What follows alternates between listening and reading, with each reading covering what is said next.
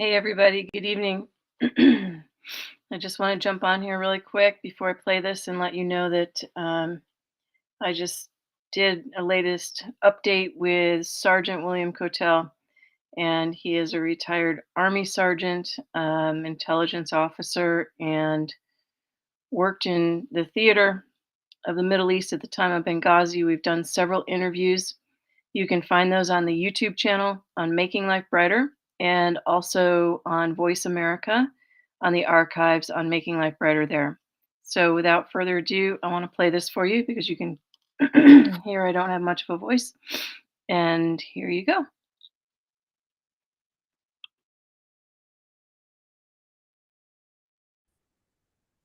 One, two, Got it. good evening. You're watching Making Life Brighter, and I'm your host, Winifred Adams. And tonight we have return special guest, retired Army Sergeant William G. Kotel. And he was in Intel. He worked for CENTCOM, and we've done several interviews and things. And tonight we have a special update. We also have some technological interesting issues that we're lucky we got this far. So bear with us as we are stacked here to speak back and forth. And Sergeant Kotel, thank you for returning and being with us tonight. Thanks for being here with us on Making Life Brighter. Welcome back. Thank you. Thanks for having me back. I'd like to begin by drawing everyone's attention to some information. Back in 2019 and 2020, I was talking about the ways of the world at that point in time. And when I first interviewed Sergeant Kotel, he led me on to an interview with General Vallely.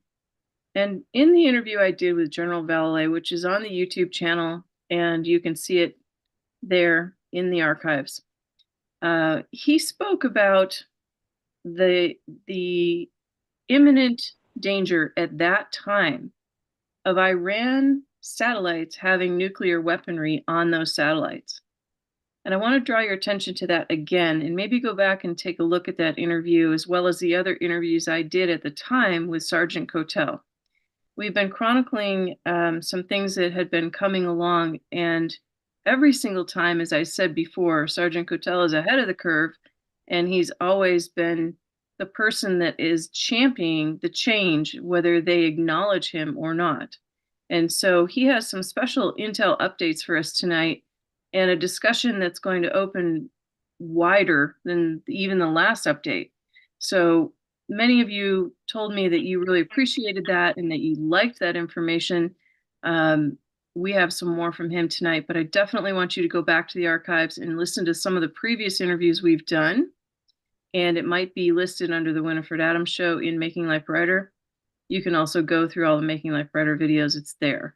So the one I'm talking about is with General Vallely. And we've come a long way since 2019. And I remember the very day that I spoke to you, Sergeant Kotel, and you told me something's coming down the pike and you've got so many hours before it hits. And that was the big pandemic. So every time you've been ahead of the curve. And I'd like to start this conversation off with the issue that we're having with your mandamus that you filed, is that they didn't acknowledge it. And we've talked about that several times here. But you've been a champion of asking people to come forward, and in coming forward to please kind of band together and make as loud a voice as possible, and to come into your representatives and basically tell them in no uncertain terms that these things are not being handled.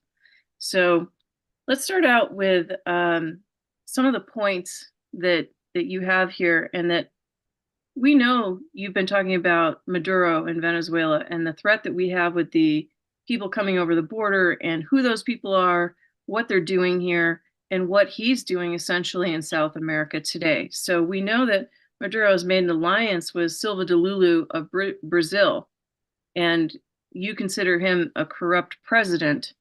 And so tell us what's been happening regarding Brazilians that have been sent to Venezuela and so on. Well, first off, thank you for the introduction. Second, I want to apologize in advance because I have a raspy voice, a sore throat. I apologize about that, but the combination of allergies and other, protagonists, so to speak, are a little bit daunting. So if I do cough a little bit and all, I apologize ahead of time. It's all right. We've all got it. I know. It's like a hit for the But team, right? Oh yeah. But if you recall my mandamus, it was to have the United States government conduct a police action against Venezuela, in particular Maduro and his League of Bad Guys. That was a simplistic way of doing it, where there's no war, no conflict, but a police action with a coalition to go down and remove a murderous, crimes against humanity kind of individual. And that also his actions have influenced what's taking place in the southern hemisphere and the central hemisphere of the Americas. And just to speak a little bit on that dynamic, the last discussion we had, which was post the mandamus regarding Brazil and Silva de Lulu being corrupt and working with Maduro, has now expanded exponentially. Just to kind of highlight how that goes, right now, Venezuela is planning on, invading a little country called Guyana. Now, that invasion is being repudiated by the United States, saying, hey, don't do that. But again, those are just hollow words, because Venezuela has allied itself with Russia, China, and Iran. That's become a real problem. And as far as Brazil goes, the parliament moved to put troops on the border to also protect Guyana. But the president, who was unlawfully put back into power by forces of Venezuela, have tried to pull those troops back. And that's created another problem down in that region of the world. But to just touch really quick on one thing, as I stated, when Maduro in 2017 did his dirty deeds by having death squads and killing many and processing their bodies through plants so they would be hidden from UN's crimes commissions, he created a 7.1 million refugee crisis that was all starting out in Colombia. Well, the Colombian government buckled under this, pressure, and those migrants started moving north, and they started getting up to Central America and to the United States. And meanwhile, every country along the way was putting its undesirables and others in that mix. And then somewhere along the line between Nicaragua and Mexico, you have a whole new group of migrants, which were Chinese nationals, Russian nationals, Haitians, Central and Northern Africans, a lot of Muslims and Arabs just mixed in there. And it's really curious because most of them, 9 out of 10 are male-aged, military-age type folks. So this really has created a huge crisis and a problem. So what I did is I kind of put together some bullet points to kind of expand your mind on what this means as far as the dynamic of South and Central America changing. So we speak a little bit about the invasion of Guyana, and then we can speak to election fraud. Elections were held in Brazil. Well, Silva de Lulu got Maduro to go ahead and send a ton of Venezuelans down to Brazil to aid in the elections, to put him back into office. And then he reciprocated and put a bunch back into Venezuela. But he still lost his presidential reelection race against Maria Machado. Machado, he totally devalidated the entire election process, said that she had cheated and that she was a threat, and put out orders to try to have her arrested, which were rescinded shortly after because they were worried about making her a martyr. But she lawfully won the election, and he's not stepping down at all. This again goes back to the United Nations and its inept actions and ineptness period, and the United States' failure to maintain good relations with South and Central America. Well, other things started taking place. Ecuador was going through a food and fuel shortage. Since 2019, it's steadily been getting worse. Now, Ecuador is a country that is aligned with Venezuela and has a leftist, which is a communist party government. And they are cracking down on civilians in a manner similar to what Maduro is doing.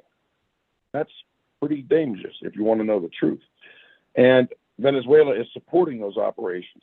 Colombia has a new president that's been in for over a year now, President Gustavo, right? He's aligned himself with Venezuela. They are now allies, and they're trading partners and more. Colombia used to be a very staunch U.S. supporter. Now they're not. Now they're supporting Venezuela. That's extremely dangerous. Nicaragua, for the last 2 years, they've been supporting Maduro. They still have 222 Catholics they arrested, to include a Catholic bishop, in jails because they simply refuse to stop practicing in certain areas their religion and helping the poor. This is a damning thing. And I go back to what I said in my previous interview. Where is the Vatican? Where's the Pope to come back and say, hey, this is a bad guy, we need to remove him? Nothing. I mean, I literally wrote like letters and emails to archbishops, cardinals, and to the Vatican itself. And I've never gotten a response. Matter of fact, all I got was a chain email from one of the bishop's offices telling me when Mass is going to be served on Sundays in New York. So I thought that was a little odd. But that is odd. And you know, there's a fella I actually can put you in touch with. I haven't released his interview yet. He wrote a book, and he's a pastor that seems to be making waves in the Vatican. So I can have you appeal to him to take it there, and we'll do that after the show. But go ahead. Well, just to get a little off base for 1 second, another thing I complained about in my last interview was the fact the Pope never stood up and said how bad Hamas and Hezbollah and Iran were for doing what they did to Israel. And they still have not done so. As a matter of fact, the Pope was on the phone the entire time with the country of Iran. I found that to be very disheartening. But anyways, that's a different story. Let me get back to what I was speaking about. So anyways, as I said, the dynamic of Central and South America has changed to the point where we get to modern day. So let's talk about Russia. Russia has been selling Maduro military aircraft and military equipment for a while. Now, Russia has placed 12 strategic bombers in the country of Venezuela. Now, a strategic bomber is one that carries nuclear arsenal, and they're meant to go around the world. You know, that's a very scary message in and of itself. This is extremely bad news, you know, and the pressure that the Venezuelans and other countries that support Venezuela now are putting on other countries that do not support them.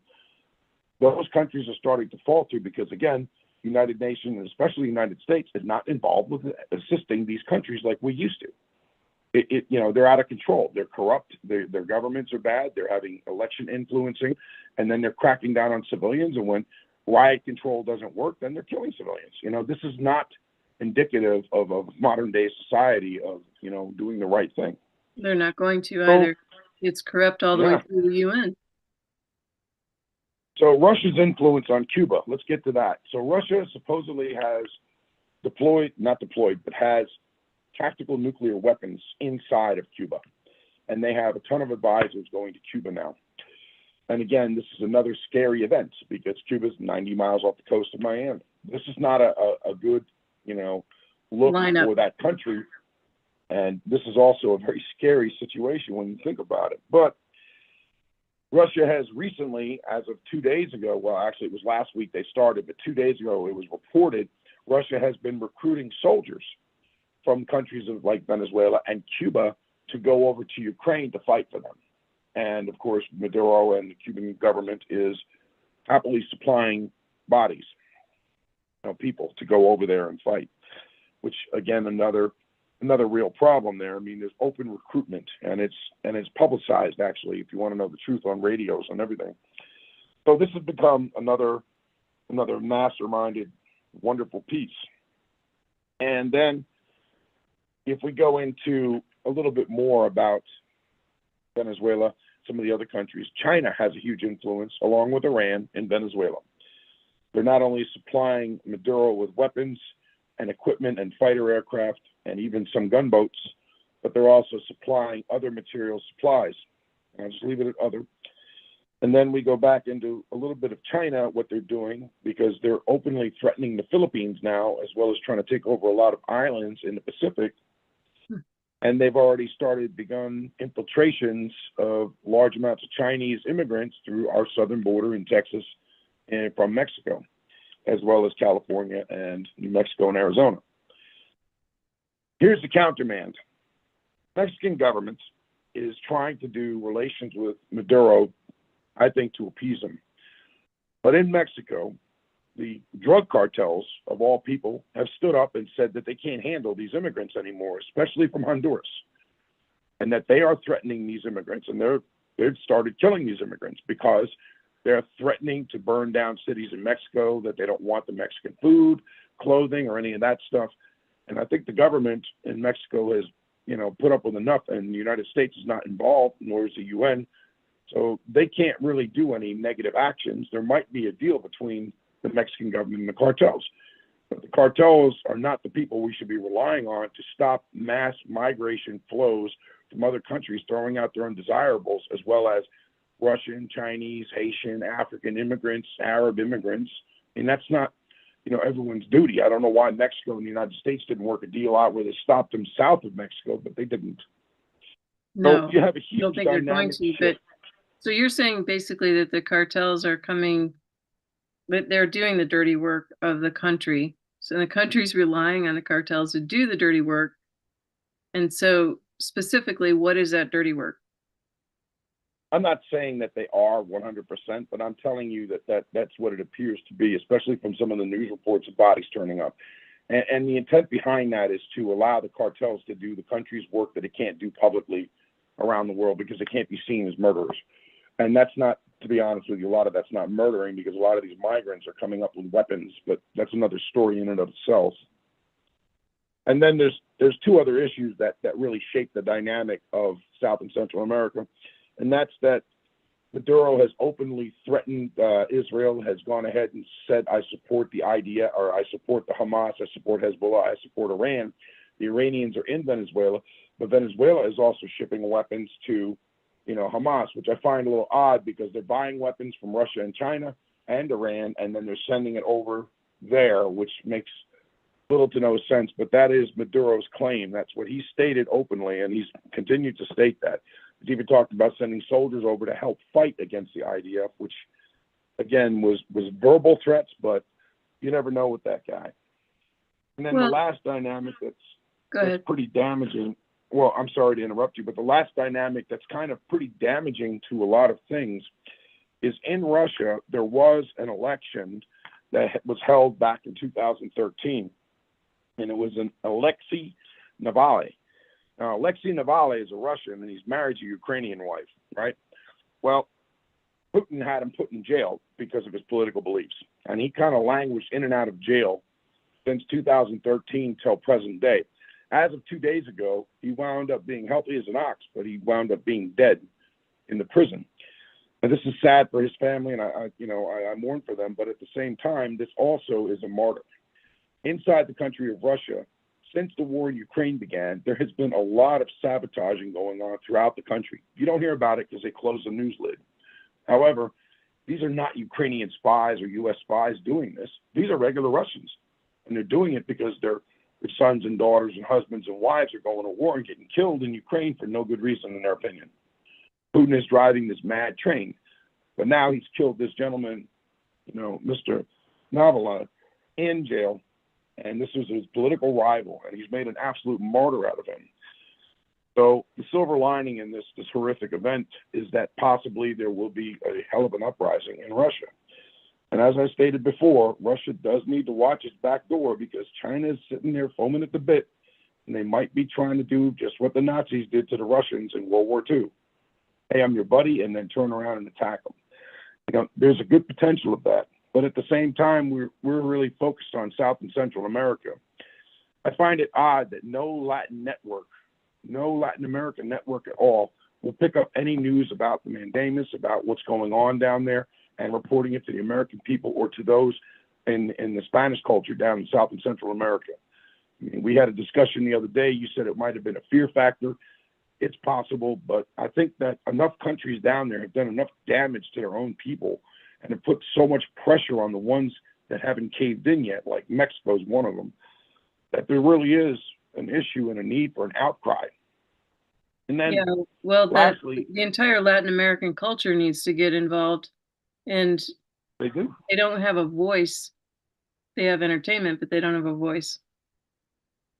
Well, they do. Well, they And have a then this voice, but last, their voice isn't being showcased over a bigger narrative.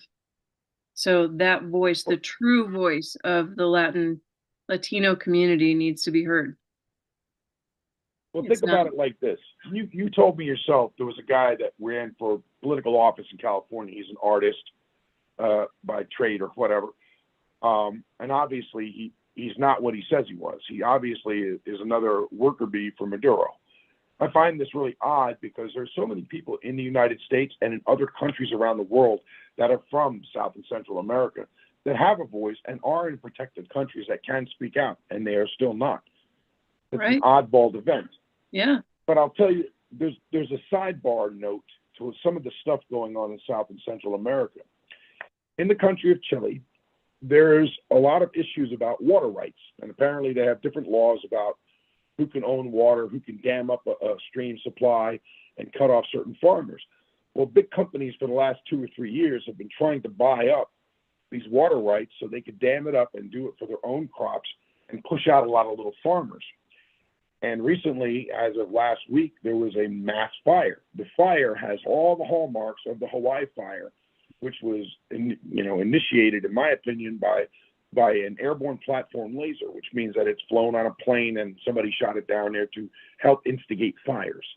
That would be a private company. That's not a government doing that, so you can't go accusing any government of it. But it is a way that they can create an issue to destroy people's homes and livelihoods in those areas, push them out that way. And I find that to be odd because Chile's like right smack in the middle, right next to Venezuela and all. And I think this is another event that needs to be investigated and looked into to see if those poor farmers and those villagers had been pushed out unlawfully by a company or corporation. And rumor has it, it was a Brazilian-backed company, but I can't confirm that. So again, that's why I said rumor. I like to speak in facts, but when I hear certain water things, I do rights, speak though. about them. Yeah. Yeah, it's all based on the water and controlling the land and the farming. And if you get rid of the people or displace the people, now you have the land. It seems like the next step, right? That's what they're doing in Maui. It does. And from me bringing up this to the attention of everybody, now I understand Biden's going through all this stuff, with his criminal case. Yeah, he committed crimes. He violated, secret and security codes, and he violated certain other things under the classification laws of the United States. And he's not being held accountable for it. His kid is in violation of many laws, and he's not being held accountable for it. Austin is a sec def, was my boss was General Austin, and now he's in a hospital. He didn't bother telling anybody he's got this illness or how bad it was or anything. So you have a little bit of a turmoil going on in the White House, and then you have Kamala Harris, the vice president, coming out, screaming about Alexei's death in Russia, and she's going to take action, and that's, I'm going to be honest, that's laughable. That really is laughable for her to say anything. Yeah. I look at this like, this is the time for the Congress and Senate to act, to get their Armed Services Committee, Intelligence Committees on board to start taking actions and dictating to the White House, this is what has to happen. Because right now, nothing's happening. Well, we are not going down. Let me ask you a question. Excuse me, I have it too. Do you think the generals and the people can be paid off? Oh, I'm positive of that. Just look at General Flynn. Yeah, Flynn's been in the news lately, and a lot of people are calling him out right now. We have a long-standing history of talking about Flynn and what he did to you and trying to silence you and basically bury your narrative of what he actually did to you. And now he's surfaced. But let's just segue just for a minute to remind viewers that you mentioned in one of these that Flynn was part of the team that created the whole Q movement. Can you talk about that for a minute? Yes, back in 2018 and 19, this QAnon became apparent as like an online motivational conservative group of with well, comms. they talked about them in the media as being a conservative group of nerds. That's what the media said, not me. So let's make that clear. And after a while, I told my wife, I said, you know, that's General Flynn. That's retired General Flynn. And his brother, he's got 9 brothers. One of his brothers is an IT guru. And the QAnon started coming out more and more and more. But as of like 2019, they became so radical in their discussions online. Everybody distanced themselves from the Q. And I think it was their slogan was something like where one goes, we all go, or something like that. Anyways, whatever they used to say, but they were dimed out. Well, recently it came out that retired General Flynn is actually the head of QAnon. And they even likened some of his speeches and some of the QAnon rhetoric to devil worship and to, I forget what else it was, like trafficking or some garbage. But anyways, like I said, a lot of them just are probably just normal people looking for a normal venue to you know, move politics along in a better direction, and they get snookered by this. Mm-hmm. Can I give you an example? Do you have a second for an example? Sure. Yeah, please. Okay. So a long time ago, a psychological operations program was developed. We'll say that a program was developed by, you know, the United States government, and the program looked promising. Cool. Well, when you go to apply it, it actually gets applied to digital applications. All right. Most of the countries we were in with didn't have internet or radios or TVs or other things, and even the ones that didn't get much on it. Right. So it was a shelved program, and when it was shelved, the private company that created the program sold it to other private companies, right? Oh, wow. So it now is used in advertising. So, for instance, you're on Facebook, you know, let's say you were on Google yesterday and you typed in Prada purse. So now you're on Facebook and you get flooded with Prada ads, and then the next thing you know, you get emails regarding Prada. Well, that's part of that network. So you can see what the civilian applications are, like reinforcement to go buy your Prada. Spend $1,000 you don't have to get a purse you don't like anyways. And that's kind of what the whole deal was. Right. So a lot of people are claiming that this program today, like people that are coming out in interviews are all saying, oh my God, this is a program that's being used to manipulate the American public. And, you know, oh my God, they're going to be, you know, I guess sucking, you know, soup through a vegetable straw because their brains are going to turn to mush and if they don't do what people say to do and all this. Well, that's absolute garbage and nonsense. This is nothing more than a program that is now being used for civilian applications to sell products, goods, and services. And these false narratives, these misdirections and intentional misleading of stories to change people's minds, saying I'm a conservative or I'm a liberal, and follow my path, and their path turns out to be some kind of like circle, I mean, or some weird direction that doesn't really have anything to do with what you thought it was. And that's what people are doing. And they're taking away from the actual truth that's out there.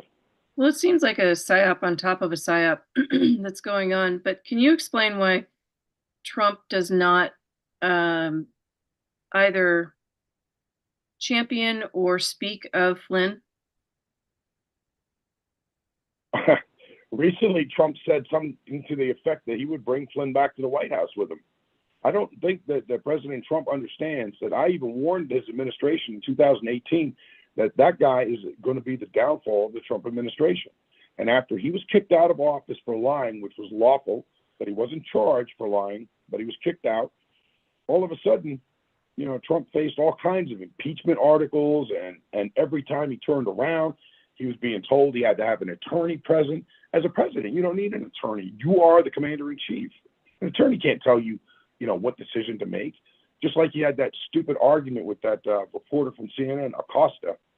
And Acosta took it to court and said, well, the judge said, you have to let me back in the White House. No, he doesn't.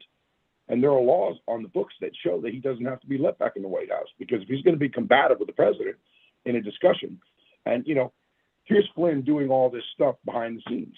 And he really hurt Trump. And I don't know why that wasn't picked up on or known, but a lot of people in the White House, they knew about him. They knew about his bad behavior. They knew about what he had done.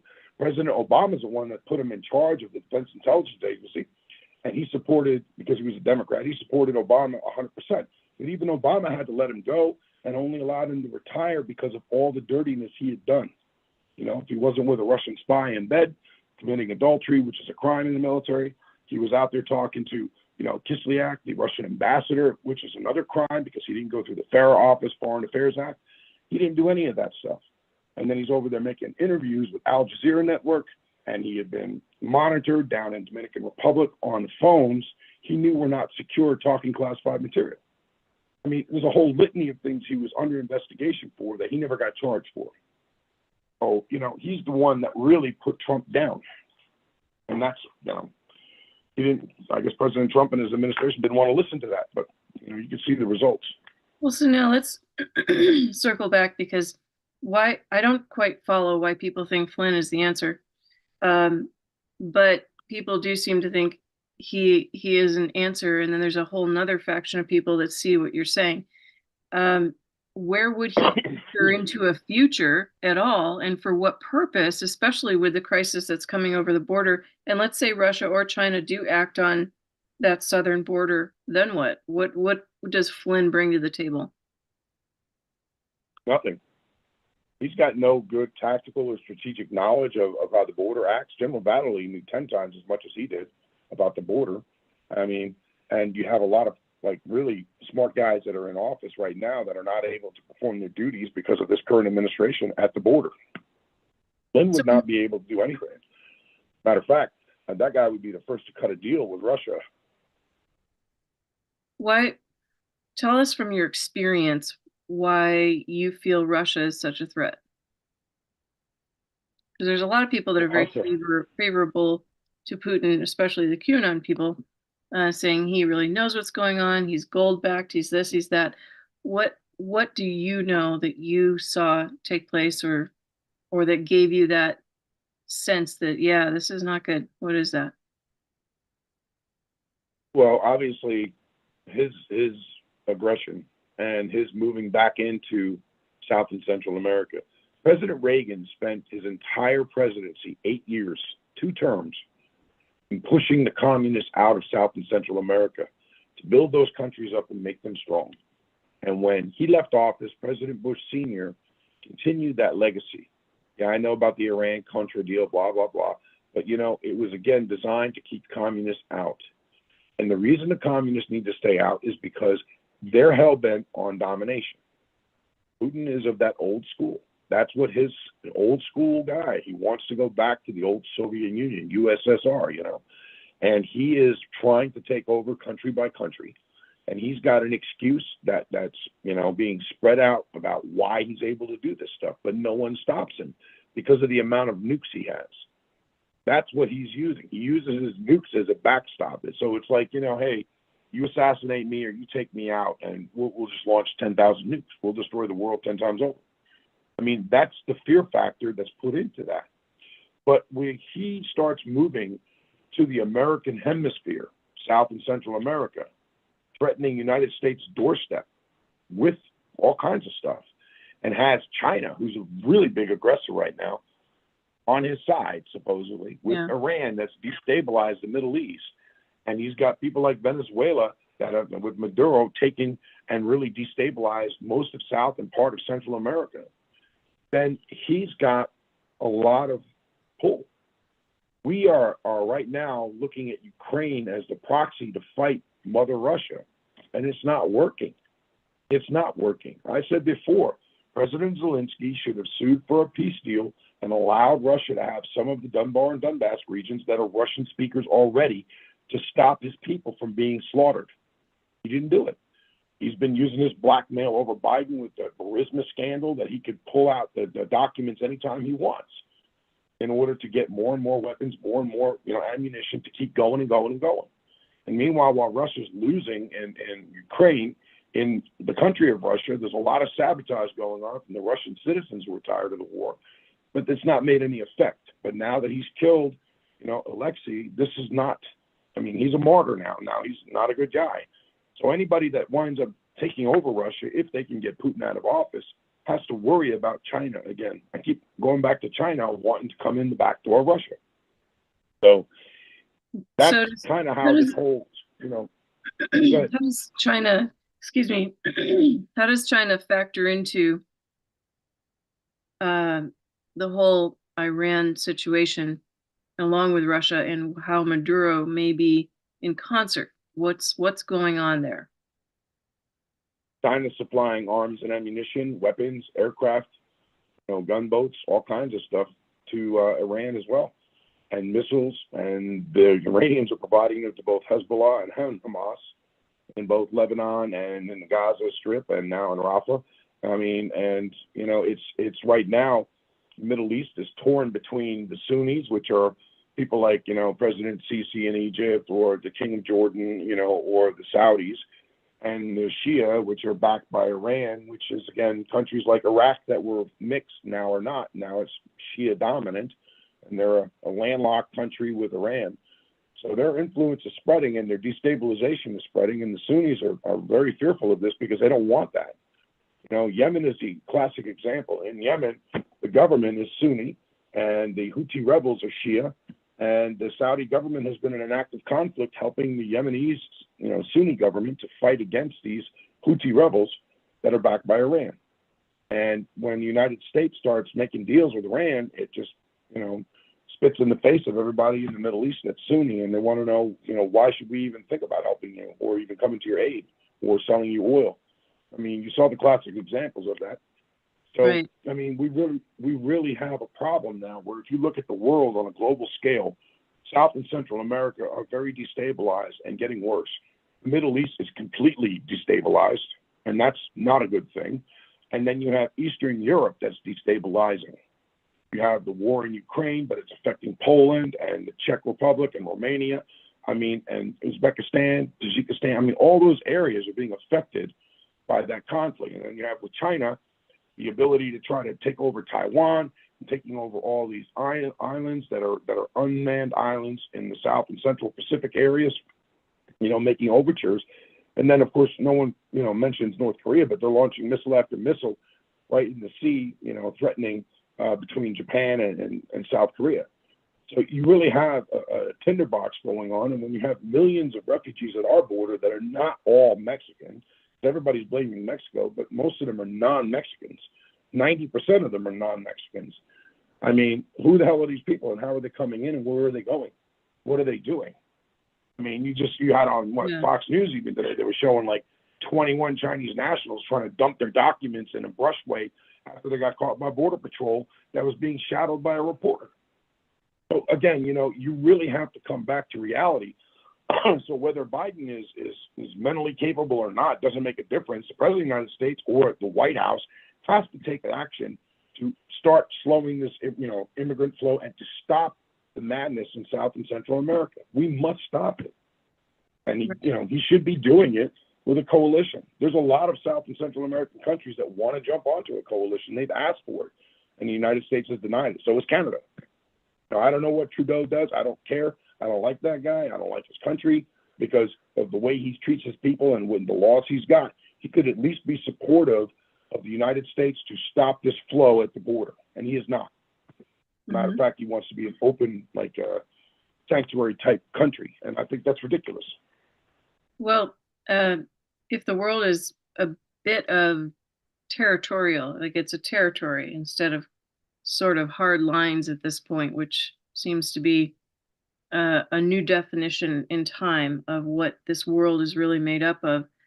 I think we're coming to a point in history where some of these borders may shift. Like you're saying, Maduro's over there trying to capture and annex some more, and Russia may be ready to take back what they think was theirs and or go further, or China now wants to take over Russia. What benefit, how would it benefit China to take over Russia?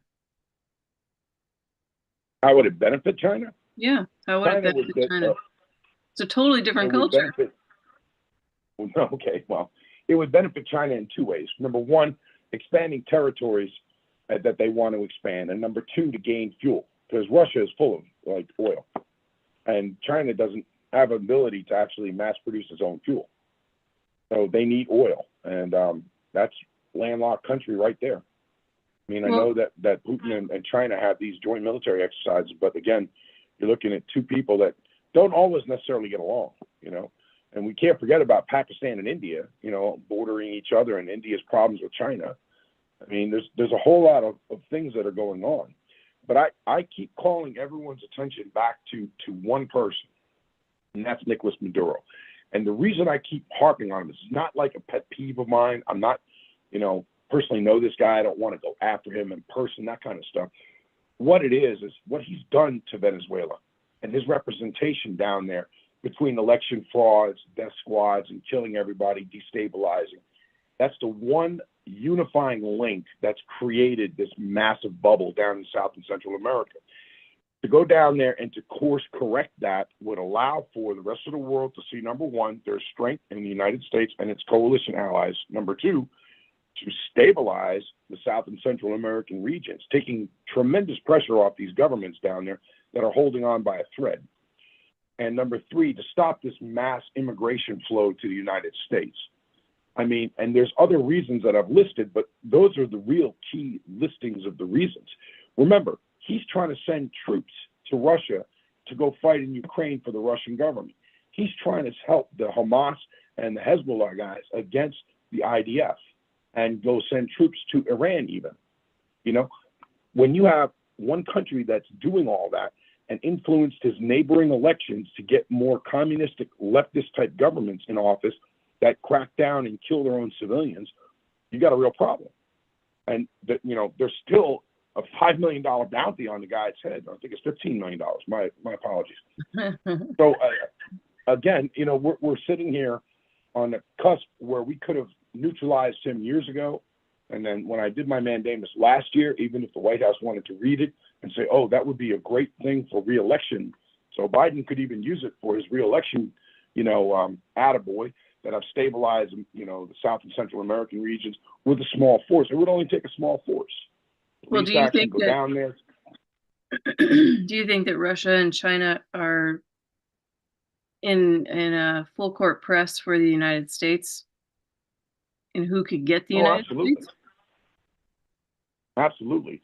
The weapons and the troops are for show and threat, and they probably won't be used. Their real weapon goes back to economics and the economy. That's their real weapon. That is the absolute number one killer of the United States is the economy. It's just that simple. The United States does badly, the market does badly. Our market does badly, world markets do badly. Who benefits from that? And again, it would be our adversaries. Well, do you think they'd actually stand up from within, or do you think that they would invade us straight on? No, invading the United States would be crazy. I mean, that's like sending, that's like sending a school kid that's in kindergarten and telling him to go take over a 4,000 person high school, with a water gun. I mean, that would be ridiculous. That would just cost so much. They don't have that kind of, firepower, manpower, or costs other than weapons of mass destruction. Other than that, they don't have the means to do it. And obviously, if you hit the United States with a weapon of mass destruction, or many of them, you're going to be wiped out. I mean, that's our response. But that's why I say they're there for threat and show, and to make strength for communists to reestablish ties in South and Central America. And they have done so. We have taken little to no action to do anything to fix that. And that has to be course corrected.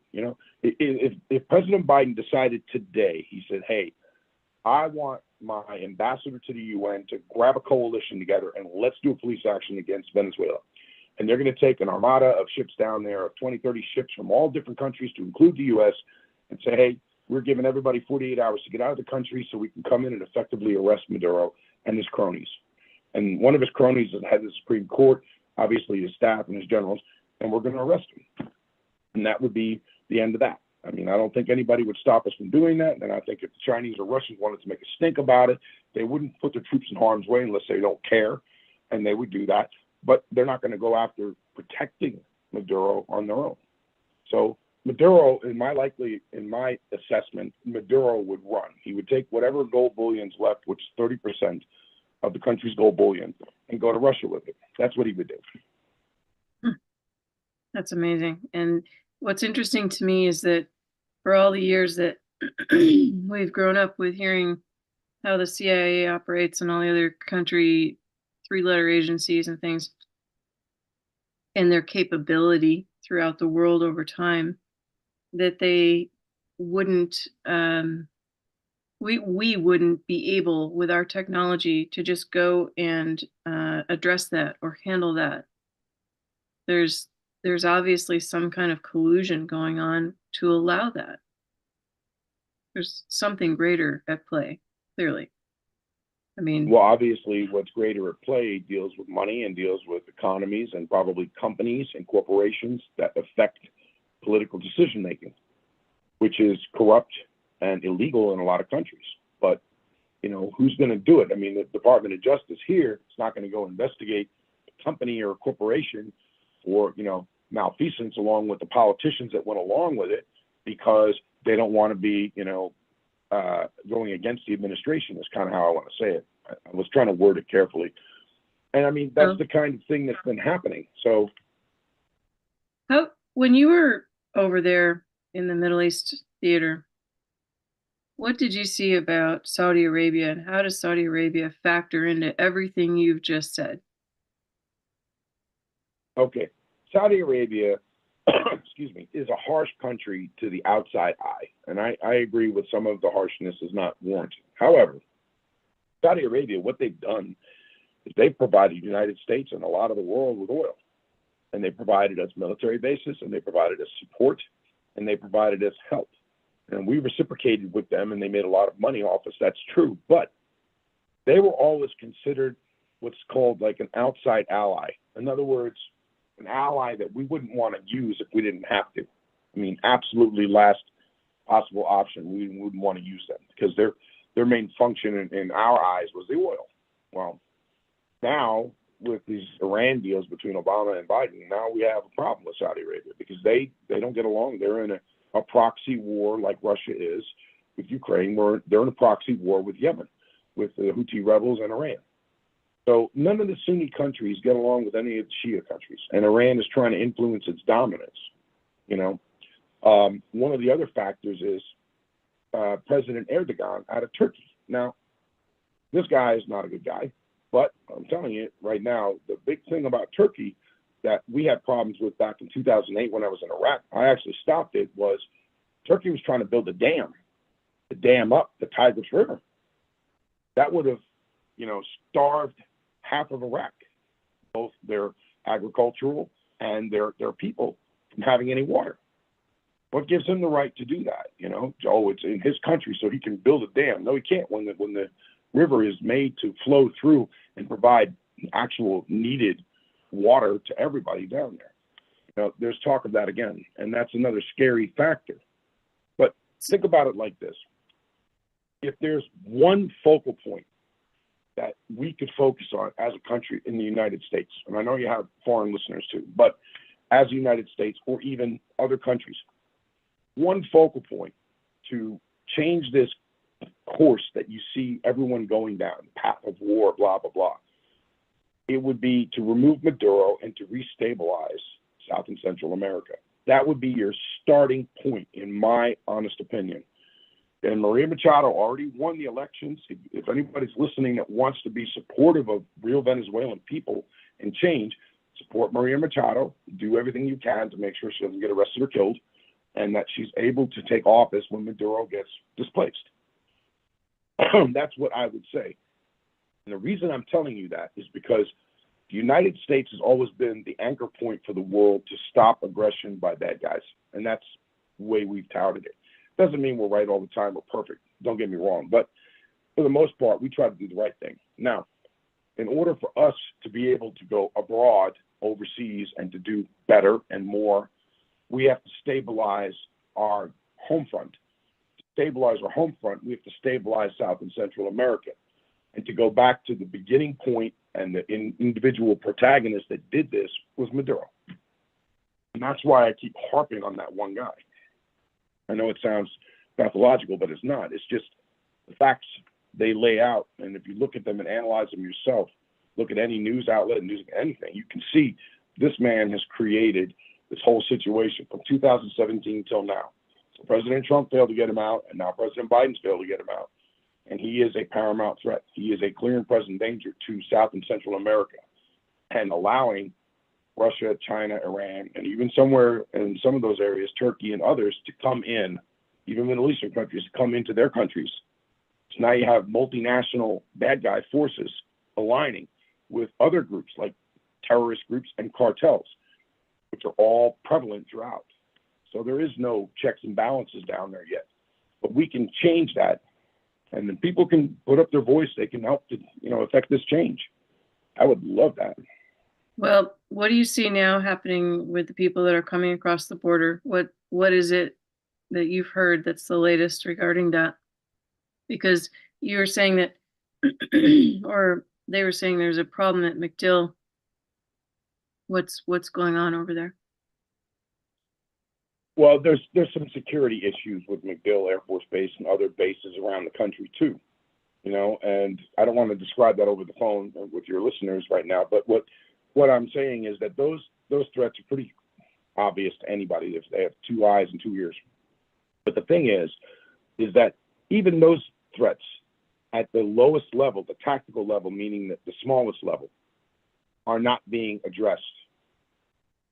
So Yes. if we're not addressing even the most basic security needs for the smallest level, meaning one military base or one military base and area, how are we affecting anything overseas? It doesn't make any sense. It's like a contradiction. Mm-hmm. Well, the people that have come in, they're being given money now. They're being given all kinds of sanctuary. In fact, I just spoke with a fellow the other day that is in Colorado, and that fellow said that Jefferson County is a sanctuary city, and Jefferson County is now closed upwards of 7 schools, and they are now going to house people there. That's because a lot of the parents have pulled their children from the schools, and so apparently now they're just in this mad dash to close schools. And again, I go back to my fixing the executive branch interviews that I've explained this to you before. The executive branch sets the standard. Every agency you can think of in the federal government is under the executive branch. And part of their job is oversight. That oversight is supposed to ensure that states and governors and local officials don't abuse and misuse their authorities. You have a mayor and a couple of city council members that say, we're going to be a sanctuary city at the cost of all the Americans there and the American students there. That's illegal. You can't just say that because you're a temporary, elected official. That's not your charter, and that's not what the state laws or the federal laws allow for. So the oversight by the federal government is absolutely critical. Now, I'm going to tell you right now, I would think that the ACLU and civil liberties are off the chain, because if I was a parent of a child going to that school, I would say that all my rights have been infringed upon based off of their decision to say, we're going to house illegal immigrants here as opposed to teaching my child and allowing my child to get the school meals. That is a civil liberties violation, and it goes against the Constitution, which is our highest law, Constitution, federal laws, and then military laws, and then it goes down to state laws. So, we have to go back to basics, and the basics are not being done, just like the economy. I mean, the economy is in a terrible state. Janet Yellen's not lowered any of the interest rates, and they should have been lowered. And there's no oversight on companies for gouging and price charging. And you have a credit card company, for example, if you had an 18.99% APR on that, and all of a sudden, as of last month, they jumped up to 29.99%. And they're doing it with impunity. Right. Well, have you heard about the new state called Brooklyn? It's it's even got its own UN building in it. It's insane what's happening, actually, and the degree to which people are going along with this. You see, I've learned over time in doing these interviews that if you don't say anything, then you've basically complied. You said yes without saying, unless you say something. You can say, hold up, we need to discuss this, or file in on it, or do something. But to say nothing is the next step to compliance, and it then goes further. So with that said, people need to really start standing up again. I think they're tired, though. Don't you think that people are, like, you can hear it in my voice, you have it in your voice. There's this thing that's going around. It kind of wipes you out for a while, plus all the politics of the world and all the craziness that's going on. Not to mention the more recent controversy of the Tucker Carlson interview with Putin and so on, there's there's just so much in the theater everywhere that people are trying to pay attention to. It's exhausting. And then in their own backyard, things are getting moved without anyone realizing the needle just moved. And then they just announce it like, here's what's happening now. And you have to accept this. You don't have to accept Well, this. that's what I'm saying. Let's just break it down so everybody understands. There's not all doom and gloom. Yeah, it looks that way, especially with the media being so irresponsible in their reporting. They report without facts, and they're not being held accountable. It used to be the FCC would come down and find a media outlet or find an individual that produced some kind of false narrative, and if that false narrative or it was like a lie, they would go ahead and charge them with criminal, charges when it goes to creating riots or violence or panic. That hasn't taken place in many years now, and that is again another effective issue of oversight that's not happening. However, when you are in either the United States or other countries, you have to understand that you can start somewhere with one major issue. And like my issue is Maduro, obviously, and supporting Maria Machado, who won election lawfully. You can go to a different type of route to continue to support it. The problem is a lot of people, they don't want to get involved, or they don't want to even get involved with, not saying not involved, but they don't even want to send like a message or an email to senator or congressman, or even in their own country, a parliament member or, the prime minister or whomever. They don't want to do this because they don't want to be identified. They don't want to have a backlash if what they say goes wrong. And the reality is that tyranny starts when you're afraid. That's where tyranny begins. When you're afraid to stand up and do or say what you're allowed to, that's tyranny. And tyranny equals compliance. Compliance equals unfairness and law violations that go unchecked. And that's not going to happen. If you look at what happened to Israel, such a small country, 1,200 people were massacred. Women, children, babies, old people, sick people, young people. For what? Being Jewish? I mean, that's why they were slaughtered like animals. And then to find out the United Nations and UNRWA have a building in the middle of the Gaza area that has a direct line tunnel so Hamas can get in and out quickly. They knew about the attacks. Who's holding them accountable? Right. These are crimes, not just crimes against individuals, but crimes against humanity. And crimes against humanity equals mass killings for no good reason. You have too many of them going on around the world and in everyone's own personal countries. People have to stand up and say, I'm done with the tyranny. Somebody's got to get up there and do something. Not because, they need a favor from me or they need money from me, because that's their job. And when people swear an oath, they're supposed to abide by their oath. Everyone's throwing the oath in the garbage. I won't. I'm not going to get tired. I'm going to die one day and maybe nothing will change. But at least I put out whatever I could put out to make a difference. And so people could change and do what they wanted to do as well to try to aid that effort in changing to make it better for their kids, their grandkids, and so on. That's why I like having you on so much, because your continued effort is so spot on, and it has been all the way along. Now there's a faction of people that say, yeah, but you need to use it in the quantum and then you'll actually get something done with your motivation. And there's that. There's also the fact that lots of people can begin having a voice.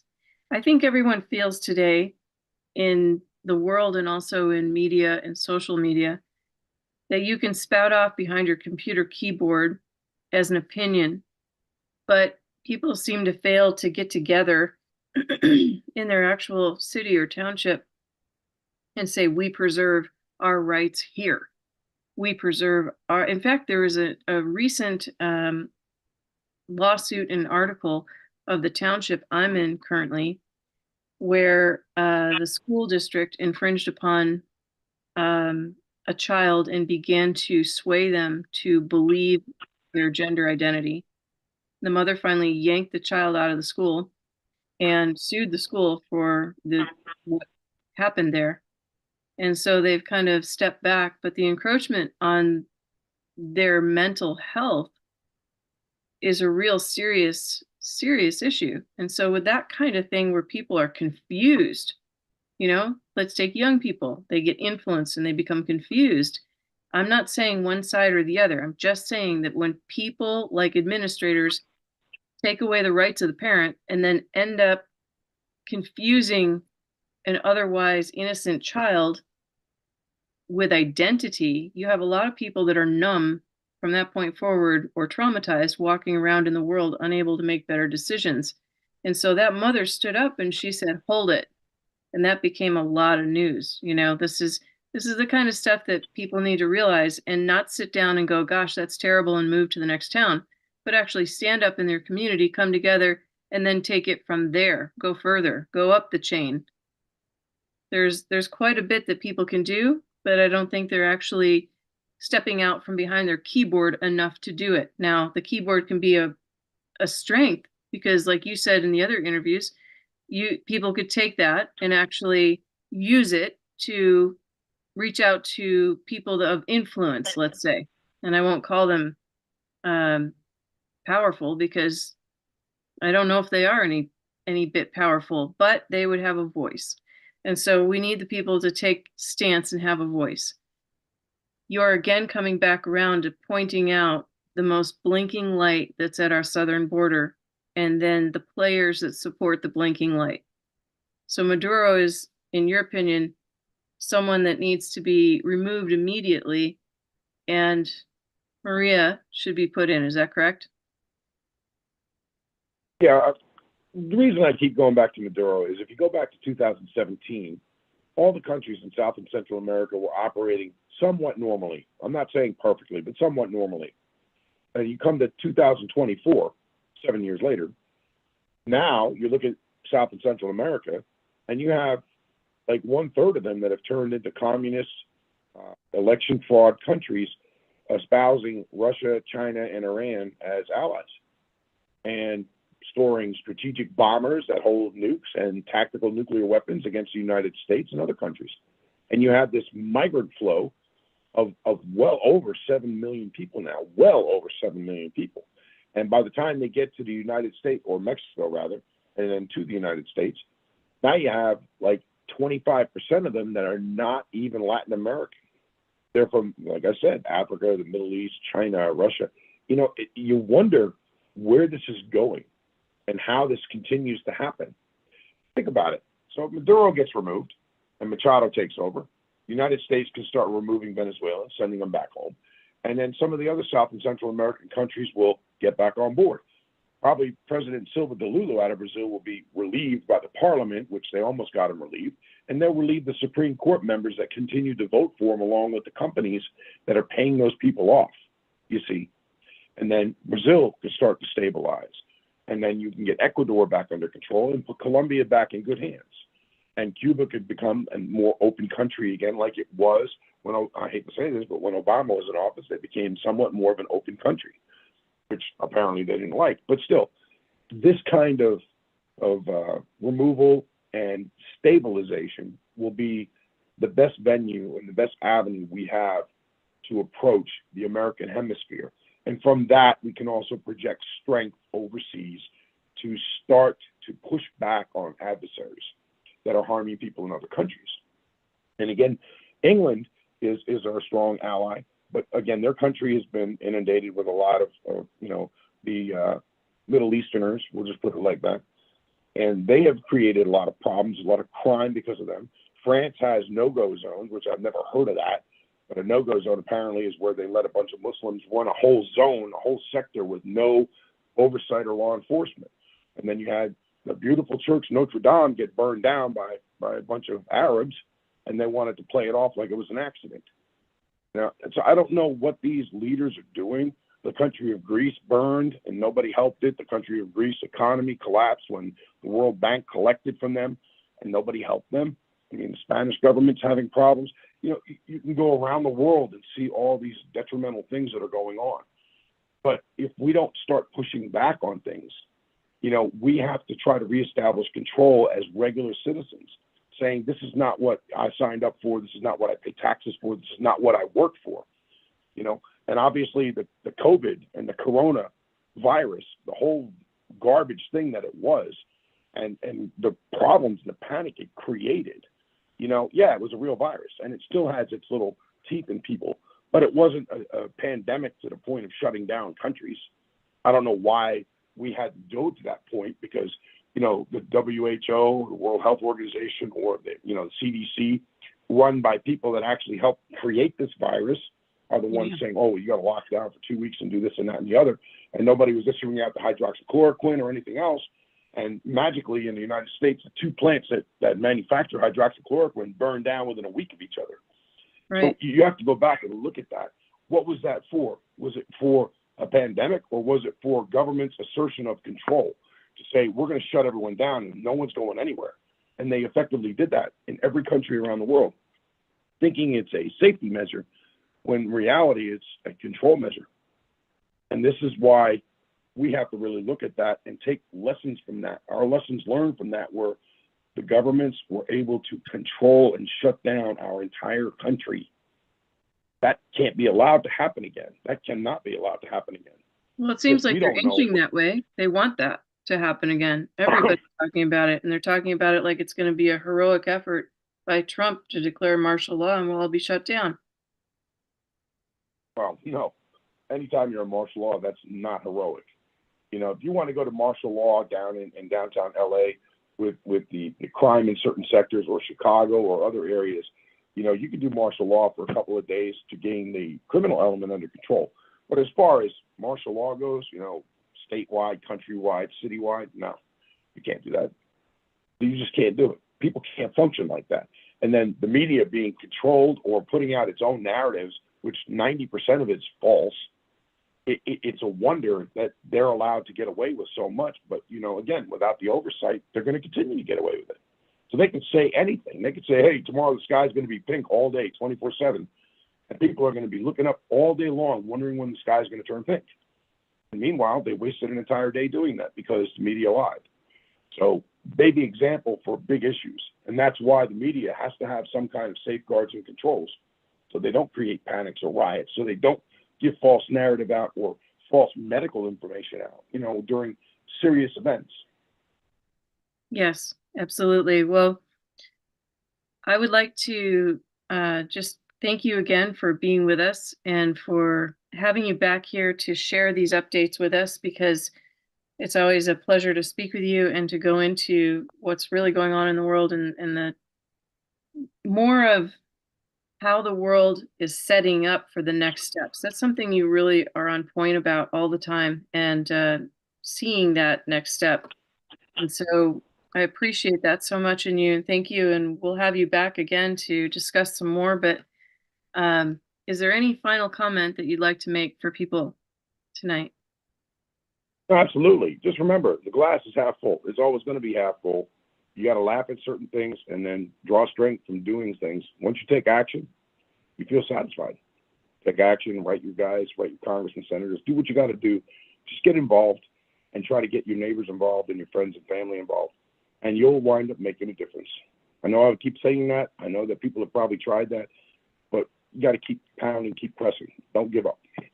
Yeah, very good. Oh, I have one more question before we go. What do you think about the people that have dropped out of the race in the Republican Party? Well, I think Governor DeSantis and Trump had an agreement from the start. I think it was meant to get nasty. I think the others that dropped out of the race knew they didn't have a chance after, certain things in certain states took place with how many people wanted them as a candidate. And I think that the messaging could have been better from some of these candidates on the Republican side. As far as the Democrat side goes, they're being stifled. I find that to be appalling, because I don't think President Biden could do another term if he wins. I really don't. I think his physical health is going to go down and deteriorate. I'm tired of hearing the word acuity, mental acuity. I mean, everybody and their mom's using a medical term that's just repetitive and it's stupid. It's all about his physical capabilities, and that's really where we're headed to in this next term if he becomes president again. Oh, he can't. That's impossible. It just seems it's totally impossible. It's an unlikelihood. He wouldn't. She would step in, or they'd try to have somebody else step in as a speaker or somebody.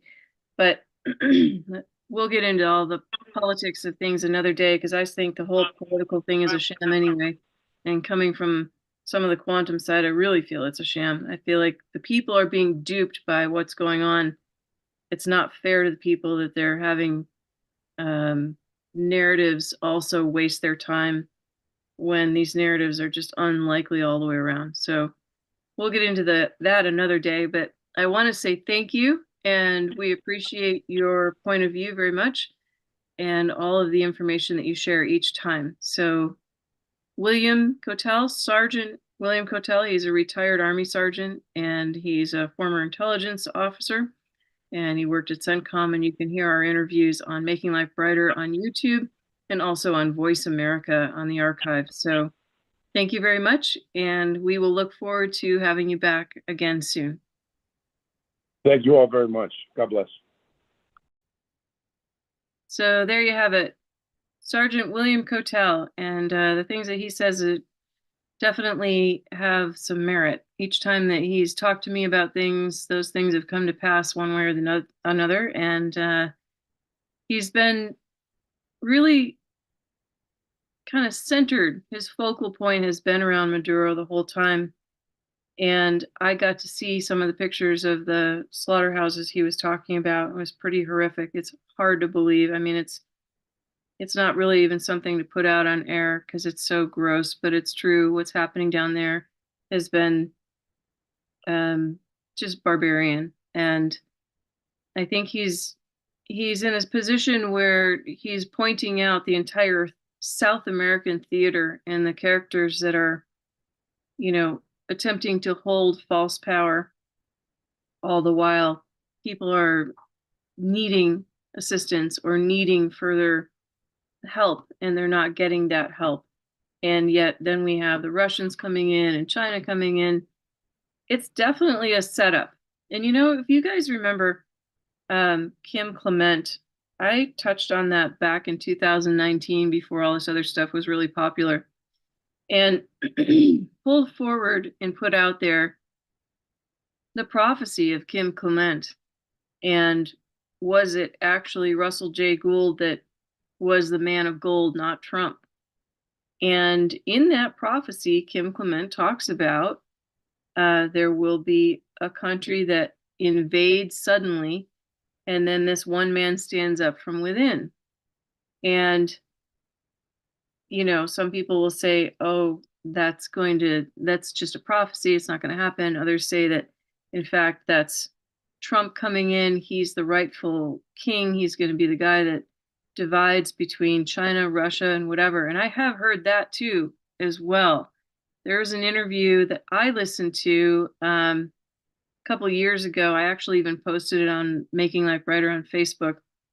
And I brought everyone's attention to that interview, and that was talking about somebody with insider information that said the future will be a division of this world between Russia, China, and Trump having hold of certain countries as well. And that was at the time that they were they were saying that was the predicted outcome and already agreed upon outcome somewhere along the way. Now, that gets a little trippy, and I'm not going to go down that trail at this moment. But what I'm telling you is that these narratives, like William was talking about, get legs with psychological operations. And those legs, if they don't take hold within, say, the proposed plan, then they get sold off to another party. And then those legs end up having a continued effect through private parties. And that then affects the public. So we're going to see where this all comes to and plays out. But as always, he has great insight into what's going on in the Middle East, and if you heard him say that he was responsible for not letting Iraq experience the drought based on a dam out of Turkey. So he's really had a hand over time in trying to help fairness be true fairness across the world. And that's something that I think people should take note on, because he's actually really been a champion. I mean, his filings immediately about the withdrawal from Afghanistan were tremendous. And those filings were the first of them. He did it, not somebody else. Sergeant Kotel did that. And they tried to, you know, step away from being responsible to those filings at the time.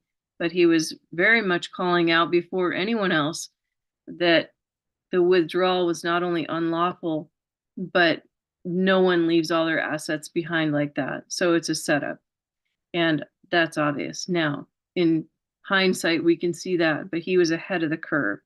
Again, he's been ahead of the curve, and he's taken that mandamus. He's taken his filings, despite them being in fiction. He's taken his filings and put them out there front and center and taken the time to do it. So the world needs to turn upside down, perhaps, to get right side up. But either way, here's a man that's helping the world try and see, hey, here's what's happening. Here's what's happening behind the scenes. Stand up in your community, stand up among your people, write to people, do what you can do to sound the alarm and make some change. And there is something that we have learned, by the way, since he told me that the pandemic was coming. He was so on the mark for that in advance. I actually called my own mother and said, you have X amount of hours before this is going to happen. And in fact, that happened. He definitely was in front of all that. So he was sounding the alarm then, and he's been very much on point all the way along. I'd like you to realize that these positions we find ourselves in may seem fixed. And I think there's a huge faction of people out there that want a fixed outcome so they can justify their position of where they stand. And I'd like to just say for the record that wouldn't it be nice that we have a better outcome, even beyond what people are trying to say is a fixed outcome? Maybe, if, for example, if we all sat down, this is just an example, and it's mine. We all sat down and meditated for, let's say 3 days straight, all people across the world, kind of like after 9/11, the world got quiet and humble periodically. Then it went back to its same overreach. If we did that, we would have the 100th monkey effect and tip the scale toward change. And that change can be exponential and it can be very quick. Same with the realization of what's going on around you. What I was about to say is that during the pandemic, when the quote unquote illegal mandates, and a mandate is not a law, when the mandates came down for different things and people stood up against those mandates and said, I'm not doing this or I'm not doing that, eventually they realized, wow, they can actually stand their ground and hold that because nobody has true power over that. There's no jurisdiction, there's no law there. That's not really, and frankly, for the real truth behind everything, the Title IV flag is what sets the law now. And that Title IV flag is the only thing that you can base law on, even into dimensional fields beyond the Earth plane. So on that note, I'm going to leave you with some great food for thought, and go jolly. Thank you for listening. Please share, and I will be back with more. And I've had lots of opinions lately. I just haven't had much of a voice, literally physical voice. So we have a lot happening in our world, and it's getting kind of dicey, but I'm going to remind you to keep the light, and more importantly, go make somebody else's life brighter, and go jolly. Thank you.